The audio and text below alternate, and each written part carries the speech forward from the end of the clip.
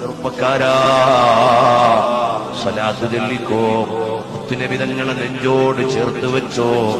രാത്രി കിടന്നുറങ്ങുമ്പോൾ അവിടുത്തെ ചിരിക്കുന്ന മുഖമൊന്ന് കാണാൻ കഴിഞ്ഞാൽ എന്തൊരാനന്ദമാണ്, എന്തു രസമാണ്. വേറൊരു കാഴ്ചയും വേണ്ട, അവിടുത്തെ ശബ്ദമൊന്നു കേട്ടാൽ എന്ത് മാധുര്യാണ്. നാളെ ഞാനും നിങ്ങളും ഈ ലോകത്തുനിന്ന് യാത്രയാകും. ആരാണ് നേരത്തെ എന്നറിയില്ല. റബ്ബിന്റെ തീരുമാനം ആരെയാണ് ആദ്യം വിളിക്കുക എന്നറിയില്ല. നമ്മളെല്ലാം ഒരുമിച്ച് കൂടുന്ന വലിയൊരു സമ്മേളനമുണ്ട്. അത് മഹ്ശറിലെ സമ്മേളനമാണ്. അന്ന് ഓടിച്ചെല്ലാൻ ഒരു നേതാവുണ്ട്. അത് നമ്മുടെ നേതാവാണ്. തങ്ങളുടെ തിരുസന്നിധാനത്തിലെത്തി അവിടുന്ന് പരിഗണിക്കുന്ന രൂപത്തിലൊന്നുൾപ്പെട്ട് തഖ്വയോടെ